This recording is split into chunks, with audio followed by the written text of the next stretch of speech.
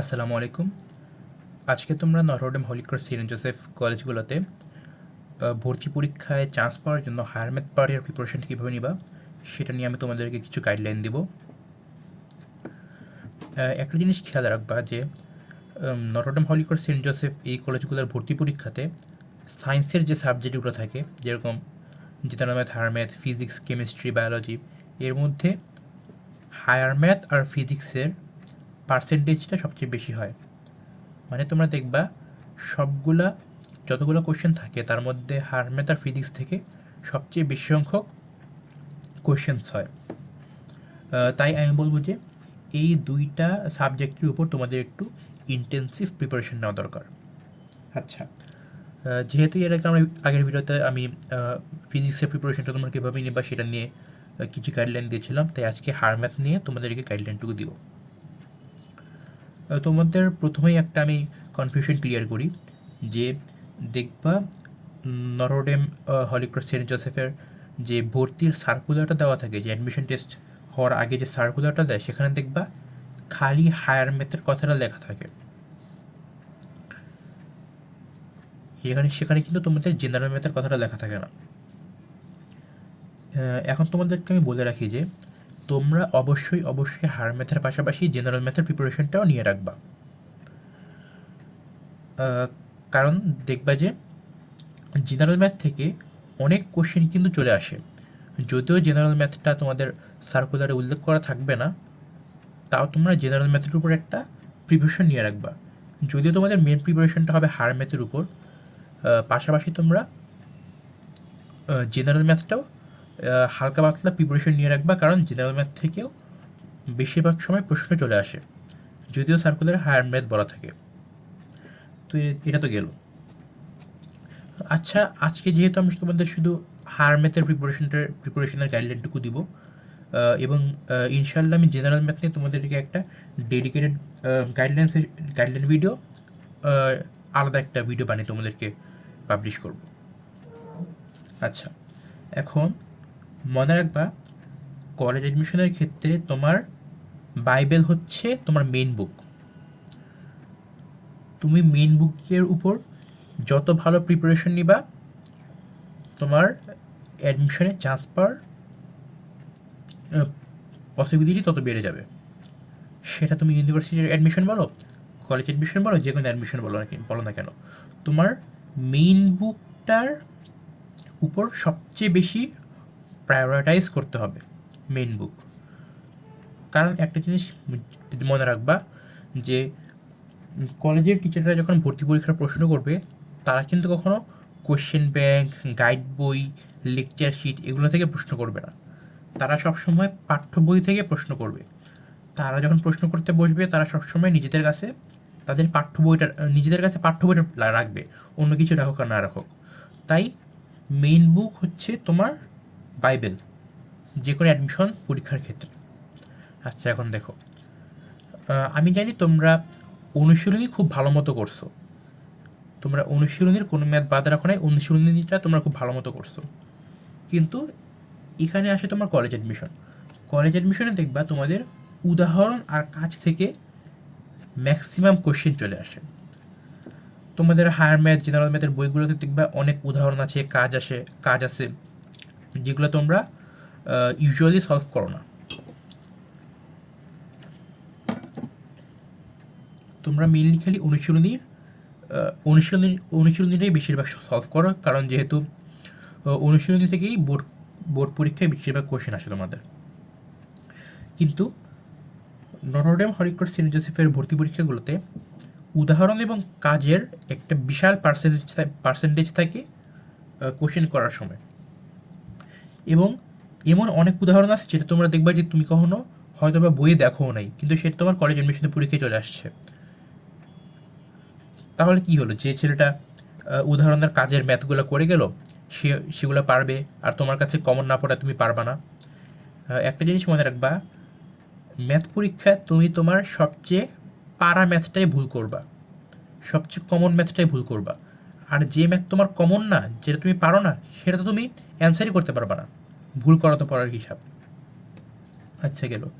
তাই এখানে আমি অনুশীলনীকে 1 স্টার দিছি, উদাহরণ আর কাজকে যথাক্রমে 2 স্টার আর 3 স্টার দিছি। সো তোমরা অনুশীলনী তো অবশ্যই করবা, তার সাথে সাথে উদাহরণ এবং কাজের ম্যাথগুলাও অ্যাটলিস্ট 3 থেকে 4 বার করে যাবা, দেখে না দেখে যেভাবে পারো। মানে এমনভাবে তোমরা উদাহরণের কাজের ম্যাথগুলো করবা যেন তোমাদেরকে আউট অফ কনটেক্সট ওই ম্যাথটা দিলে তোমরা সাথে সাথে করতে পারো, বেশি একটা টাইম স্পেন্ড করা ছাড়া। এটা তো গেল। এখন 3 নাম্বার যে পয়েন্টটা বলবো সেটা অনেকেই মিস করে। এটা আমি বলবো one of the most important points for Notre Dame Holy Cross Saint Joseph admission. সেটা হলো থিওরি মাস্ট। দেখবা তোমাদের প্রত্যেকটা চ্যাপ্টারের, তোমাদের হায়ার ম্যাথে যতগুলো চ্যাপ্টার আছে সব মিলে 14টা মনে চ্যাপ্টার আছে, জেনারেল ম্যাথে 17টা। তোমরা দেখবা প্রত্যেকটা চ্যাপ্টারের প্রত্যেকটা অনুশীলনীর আগে কিছু বাংলা কথা লেখা থাকে। সেখানে ওই চ্যাপ্টারের অনেকগুলো থিওরি আলোচনা করা থাকে। আমি জানি 99% ছেলে মেয়ে এই থিওরিগুলো পড়ে না। তারা সরাসরি কোচিং অথবা স্কুলে যায়, সেখান থেকে স্যাররা যেগুলো থিওরি বুঝায় সেগুলো বুঝে, স্যাররা যেগুলো ম্যাথ করে সেগুলো ম্যাথ করে সরাসরি অনুশীলনীতে জাম্প করে। এটা তোমার অ্যাপ্রোচ হওয়া উচিত না। তুমি সরাসরি অনুশীলনীতে জাম্প করে হয়তো বা বোর্ড পরীক্ষা পার পেয়ে গেছো, কিন্তু সেটা তুমি কলেজ অ্যাডমিশনে পারবা না। তোমার এর জন্য প্রতিটা অধ্যায়ের অনুশীলনীর আগের যে থিওরিগুলো আছে, বাংলা কথাগুলো আছে, প্রত্যেকটা বাংলা কথা পড়বা। অনেক বেসিক আছে। তুমি হয়তো এখন যে অনুশীলনী ম্যাথগুলা হয়তো কিছুটা না বুঝেই করতেছো, তুমি যদি ওই বাংলা কথাগুলো পড়ো, আমি তোমাকে গ্যারান্টি দিচ্ছি তুমি ওই ম্যাথগুলো আরও অনেক ফিল করে করতে পারবা। তাই আমি বলবো প্রত্যেকটা চ্যাপ্টারের শুরুতে, প্রত্যেকটা অনুশীলনীর আগে যে বাংলা কথাগুলো থাকে সেটা মাস্ট পড়বা, থিওরি মাস্ট পড়বা। কারণ নটরডেমের কিন্তু ভর্তি পরীক্ষায় এর আগেও দেখা গেছে যে অনেক থিওরি চলে আসে, ম্যাথে সরাসরি থিওরি চলে আসে। যেরকম বলে যে ঢালের সংজ্ঞা দাও, হোয়াট ইজ স্লোপ। এখন যদি তুমি থিওরি না পড়ো, তুমি কিন্তু ঢালের সংখ্যাটা পারবা না, ঠিক আছে?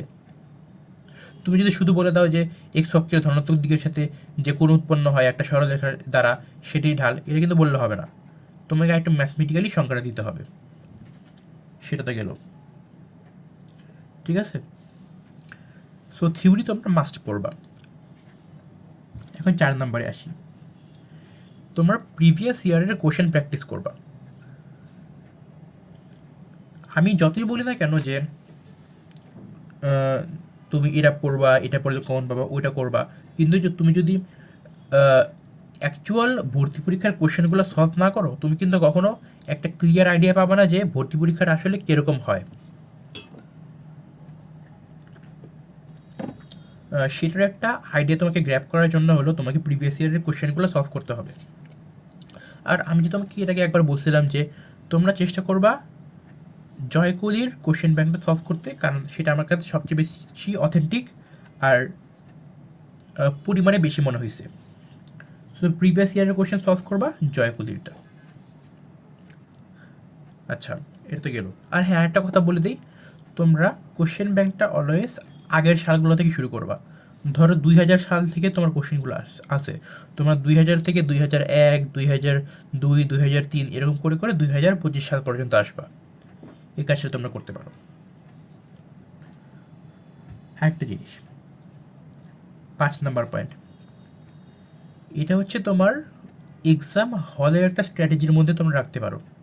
স্পেশালি ম্যাথ আর ফিজিক্সের ক্ষেত্রে আমি বলবো, সেটা হচ্ছে রিড দ্য কোয়েশ্চেন টোয়াইস। মানে কোনো একটা প্রশ্ন সলভ করার আগে প্রশ্নটা 2বার পড়বা। একটা জিনিস বলি যে বোর্ড পরীক্ষায় কিন্তু তোমাদের উদ্দীপকের মাধ্যমে একটা ম্যাথ পেঁচায়। বোর্ড পরীক্ষায় তোমাদের বইয়ের অঙ্কই দেয়, কিন্তু কিছু বাংলা কথা, কিছু মানে ম্যাথমেটিক্যাল সিম্বলের মাধ্যমে তোমাদের কোশ্চেনগুলো একটু পেঁচানোর চেষ্টা করে। এটাই আসলে সিকিউ। কিন্তু একটা জিনিস খেয়াল করবা যে নটরডেম কলেজের ভর্তি পরীক্ষা, সেন্ট জোসেফ হলি ক্রস কলেজের ভর্তি পরীক্ষায় ম্যাথ কোয়েশ্চেন ডাইরেক্ট দিয়ে দেয়, ডাইরেক্ট, মানে এখানে কোনো প্যাঁচায় ট্যাচায় না। আর এটাই হচ্ছে সবচেয়ে বড় প্যাঁচানো। কোয়েশ্চেনটা যখন ডাইরেক্ট দেয়, সেটা দেখবা যে বইয়ের কোশ্চেনের মতোই লাগতেছে, যে মনে হবে যে এটা বুঝি বইয়ের ওই কোশ্চেনটাই। তুমি হয়তো বইয়ের ওই কোশ্চেনটা অনেকবার করছো, তুমি মুখস্থ হয়তো অঙ্ক করে দিয়ে আসবা, কিন্তু তুমি যদি কোশ্চেনটা আরেকটু ভালো মতো খেয়াল করো, দেখবা কোশ্চেন যে বইয়ের মতোই লাগতেছে, কিন্তু চাইছে অন্য একটা জিনিস। মানে এটা খুবই একটা, কী আর বলবো, ট্র্যাপ বলা যায়, ট্র্যাপ। ভর্তি পরীক্ষাটা এক ধরনের ট্র্যাপ, যে তোমার দেখে মনে হইতেছে হ্যাঁ এই অঙ্কটা তো আমি পারি, এই অঙ্কটা তো আমার চেনা জানা, এটা হয়তো বইয়ের ওই অঙ্কটাই আমি ওইভাবে করে দিয়ে আসি, কিন্তু দেখবা যে কোশ্চেনটা দেখতে বইয়ের মতোই, কিন্তু এবং থিওরি সব কিছুই বইয়ের, কিন্তু একটু চাওয়ার বেলায় অন্য একটা অ্যান্সার চাইছে। তো আমি বলবো যে রিড দ্য কোশ্চেন টয়েস, চোখ কান খোলা রেখে একটু কোশ্চেনগুলো সলভ করার ট্রাই করবা। ভর্তি পরীক্ষা তো মূলত বাদ দেওয়ার পরীক্ষা, এখানে তো তোমার পিওর মেধা আর বিচক্ষণতা যাচাই করা হবে, তাই তারা এরকম হালকা পাতলা ট্র্যাপ রাখবে। আমি চাই তোমরা সেই ট্র্যাপগুলো একটু ভালো মতো পার করে আসতে পারো, তাই কোশ্চেনটা ভালো মতো চোখ কান খুলে পড়বা। আচ্ছা, আর বলি, এটা হচ্ছে one of the most crucial part for any admission test. আচ্ছা, কেউ যদি আমাকে জিজ্ঞেস করে যে বোর্ড পরীক্ষার ভর্তি পরীক্ষার মধ্যে তুমি যদি আমাকে একটা পার্থক্য বলতে চাও, সেটা কোন পার্থক্য হবে, আমি বলবো টাইম অ্যান্ড স্পেস লিমিটেশন। দেখো, তোমরা যখন বোর্ড পরীক্ষা দিছো, তোমাদের কিন্তু পেজের কোনো লিমিটেশন ছিল না, তুমি যত পারো মিসকে বলবা, স্যারকে বলবা, ইনভিজিলেটরকে বলবা, তোমাদেরকে লুজ শিট দিবে, এখানে কোনো স্পেসের কমতি নাই, তুমি আনলিমিটেড স্পেস ইউজ করতে পারবা বোর্ড পরীক্ষায়। আর আরেকটা জিনিস বলি, যে বোর্ড পরীক্ষায় টাইমটা কিন্তু হিউজ থাকে। তুমি চিন্তা করতে পারো, তুমি 2 ঘন্টা 35 মিনিট, 2.5 ঘন্টায় খালি 5টা সিকিউ লেখো হায়ার ম্যাথের, লাইক আধা ঘন্টায় তুমি একটা সিকিউ লেখো, আর যেখানে আধা ঘন্টা 45 মিনিটে এনডিসির পুরো ভর্তি পরীক্ষা কমপ্লিট হয়ে যায়। ক্যান ইউ ইমাজিন যে তুমি বোর্ড পরীক্ষায় টাইম আর স্পেসের কত বড় একটা ফ্রিডম পাও? এত বড় ফ্রিডম তুমি কিন্তু ভর্তি পরীক্ষায় পাবা না। সো আমি বলবো যে, ও হ্যাঁ, একটা কথা বলি, দেখবা তোমার বোর্ড পরীক্ষায় সৃজনশীল ঘতে যে ধরনের কোশ্চেন আসার কথা ছিল, তোমার ওই ধরনের কোশ্চেনই এনডিসির ভর্তি পরীক্ষায় ম্যাথে আসছে, কিন্তু সেটা এক কথায় উত্তর, জায়গা তোমার 1 লাইন। সো এখন তুমি কোথায় করবা? তোমার যদি দেখবা যে এনডিসির ভর্তি পরীক্ষায় যে কোশ্চেনটা দেয়, সে কোশ্চেন পেপার অ্যান্সার পেপার একই শিটে দেওয়া থাকে, এ কারণে এনডিসির কোশ্চেন কখনো আউট হয় না, মানে সরাসরি আউট হয় না আর কি। সো কোশ্চেনের আশেপাশে দেখবা বর্ডারে একটু স্পেস থাকে। আমি যখন উদ্ভাসে নর্ডম্যান ভাইয়াদের কাছে কোচিং করেছিলাম, তারা বলেছিল এই স্পেসটুকুর মধ্যেই তোমাকে যত ম্যাথ করতে হবে, যত রাফ করতে হবে, যত ক্যালকুলেশন করতে হবে, এই জায়গাটাতে করতে হবে, ঠিক আছে? এখন এই জায়গায় তুমি কীভাবে করবা? লিটারালি একটা সিকিউর গ এর মতো তোমাকে স্পেস দরকার ওই ধরনের এমসিকিউ সলভ করার জন্য। এই জন্য আমি তোমাকে বলি, তোমার যে এই টাইমটাতে আছে, তুমি এই টাইমটাতে লাইন স্কিপ করে ম্যাথ করার চেষ্টা করবা। তুমি একটা ম্যাথ যত শর্ট টাইমে করতে পারো, যত কম স্পেসে করতে পারো, যত পরিমাণ লাইন স্কিপ দিয়ে করতে পারো, তুমি সেটা ট্রাই করবা। আমাদের নটরডেম কলেজে মৃত্যুঞ্জয় স্যার ম্যাথ ক্লাস নেয়। মৃত্যুঞ্জয় স্যার একটা কথা অলওয়েজ বলে, যে বোর্ড পরীক্ষায় তোমার ম্যাথ করার মেথড দেখা হয়, তোমার ম্যাথ করার প্রসেস দেখা হয়, আর এর জন্য বোর্ড পরীক্ষায় তুমি যদি লাইন স্কিপ করো, সেখানে তোমার নাম্বার কাটবে, কিন্তু ভর্তি পরীক্ষায় তোমার মেধা যাচাই করা হয়, সেখানে তুমি একটা ম্যাথ কীভাবে করলা না করলা কিচ্ছু যায় আসে না। তুমি যদি ম্যাথটা করে কারেক্ট অ্যান্সার দিতে পারো, তাহলেই তুমি যোগ্য ভর্তি পরীক্ষায়। ভর্তি পরীক্ষায় এটাই হচ্ছে একটা আইডিওলজি। ভর্তি পরীক্ষার আইডিওলজি হচ্ছে তোমার মেথা যাচাই করা, এখানে তো ম্যাথের প্রসেস মেথড তুমি কেমনে করছো না করছো সেটা দেখা হয় না। Same goes for Notre Dame college admission test. So আমি বলবো, যত পারো কম জায়গায় এবং কম সময়ে ম্যাথ করার ট্রাই করবা। নিজের মাথায় ক্যালকুলেশন স্পিড, নিজের ক্যালকুলেটরের উপর দখলটা বাড়াবা। একটা কথা, এটা আমি এর মাঝখানে বলে দিই, যদি আমি এর উপরে একটা আলাদা ভিডিও বানাবো, যে তোমরা কোন ক্যালকুলেটর ইউজ করবা। আমি অলওয়েজ বলবো তোমরা ক্যাসিও FX991EX এই ক্যালকুলেটর ইউজ করো। পৃথিবীতে আর যত আধুনিক ক্যালকুলেটর আসুক, আর যত তুমি ভালো ক্যালকুলেটর পাও না কেন, তুমি অলওয়েজ এটা ইউজ করবা। অ্যাডমিশন বলো, HSC SSC যেটাই বলো না কেন। অনেকে তোমাকে বলবে যে CW কিনো, ভাই ওই CW চালাতে গিয়া তোমার আর ম্যাথ করা লাগবে না। ওই CWতে মনে করো একটা ডেসিমাল থেকে ফ্র্যাকশন করতে তোমার 5-6টা বাটন ক্লিক করতে হয়। আর এখানে আমি যদি 9/5 করি, এটা আমি ডেসিমাল করতে গেলে খালি একটা বাটন ক্লিক করে দিয়ে হয়। সে এই একই কাজ তোমাকে CWতে করার জন্য 3-4টা বাটন টিপতে হইব। সো ভাই মাফ চাই, যাই করো না কেন CW নিও না, নিলে এই একটা ক্যালকুলেটর নাও, এটা হচ্ছে বেস্ট, ক্যাসিও FX991CEX ক্লাস উইস। এইটার দাম নিছে আমার 3500 টাকার মতো। এটা যদি তুমি একবার কিনো, এটা তোমার অনায়াসে 3 বছর যাবে যদি তুমি রিয়ালটা পাও। এই যে এটা কিন্তু সোলার আছে, এই যে দেখো সোলার সোলার আছে, ঠিক আছে। হ্যাঁ বলবো, এটা আমি তোমাকে হাইলি রেকমেন্ড করবো এই ক্যালকুলেটর কেনার জন্য। আচ্ছা, অফ টপিকে চলে গেলাম, যেটা বলতেছিলাম কম টাইম আর কম স্পেসের মধ্যে ম্যাথ করা ট্রাই করবা, এটা হলো কথা। তারপর একটা আমি প্রথমে লিখতে চাইছিলাম 7 নম্বর পয়েন্ট, লিখতে চাইছিলাম যে গিভ মক টেস্ট। আমি এখন লিখছি স্প্যামিং মক টেস্ট। মানে স্প্যাম মানে একটা জিনিস বারবার করতে থাকা। মানে তুমি যত পারো মক এক্সাম দাও, ঠিক আছে, যত পারো মক টেস্ট দাও, যত পারো মানে ঘরে বসে বা টিচারের কাছে অথবা কোচিং সেন্টারে গিয়ে স্যারদের কাছে এক্সাম দাও, যত পারো এক্সাম দাও, মক মানে মক টেস্ট দেবে এক কথায় আর কি।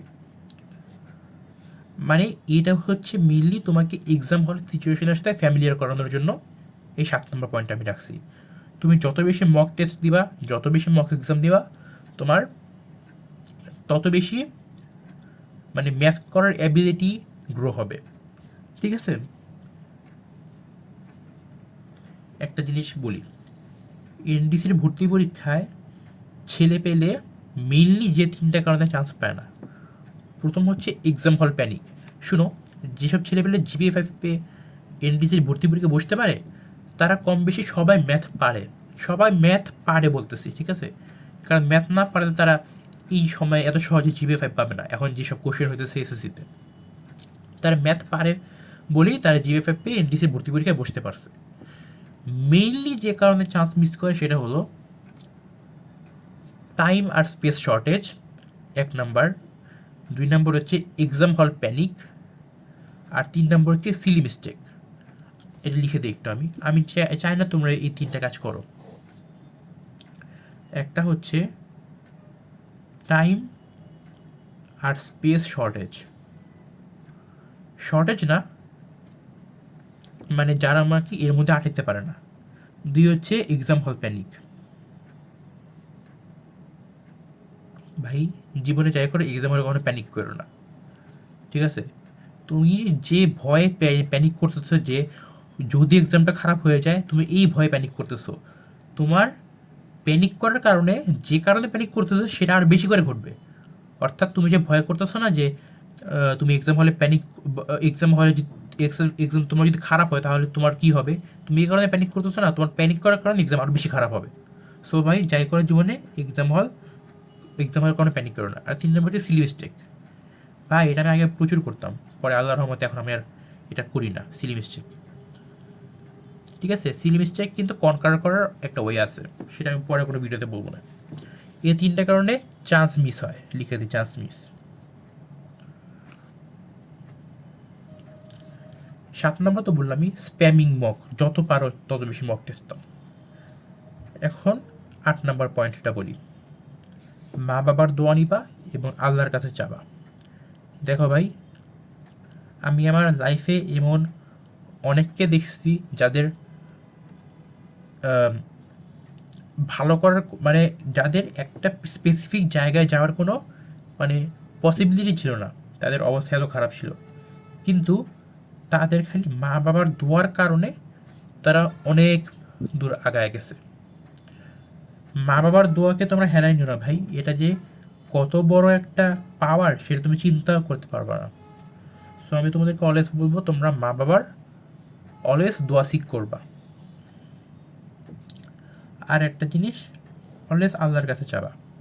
পৃথিবীর কারো কাছে, সবার কাছে চাইতে সংকোচ করবা, পৃথিবীর সবার কাছে চাইতে সংকোচ করবা, সবার কাছে চাইতে লজ্জা করবা, একমাত্র আল্লাহর কাছে চাইতে কখনো লজ্জা করবা না। মানে তোমার যত ওয়াইল্ডেস্ট ড্রিমস আছে, যা আছে সব একমাত্র আল্লাহর কাছে যাও। বুঝছো ভাই? আল্লাহর কাছে দেখো ভাই, আল্লাহ যদি তোমাকে অসীম পরিমাণ জিনিস দিয়ে দেয়, আল্লাহ কিন্তু বিন্দু পরিমাণ জিনিস কমবে না, এবং আল্লাহ দিতে চায়, ঠিক আছে? সো যত পারো আল্লাহর কাছে চাও, যেটা তুমি তুমি যেটা যোগ্য না তুমি সেটা পেয়ে যাবা যদি আল্লাহর কাছে চাওয়ার মতো করে চাইতে পারো, আর মা বাবার দোয়া যদি তোমার সাথে থাকে। So that's all for today. আশা করি তুমি একটা কম্প্রিহেন্সিভ আইডিয়া পাইছো যে তোমার কীভাবে প্রিপারেশন নেওয়া উচিত হায়ার ম্যাথ সাবজেক্টের জন্য, নর্ডে হলিক্রস সেন্ট জোসেফ কলেজগুলোতে চান্স পাওয়ার জন্য। I hope it was helpful. আমি ইন ফিউচার আরও তোমাদেরকে গাইডলাইন ভিডিও দিব, এবং তোমরা আমাকে কমেন্টে জানাতে পারো তোমরা কী কী জানতে চাও। Thank you. আসসালামু আলাইকুম।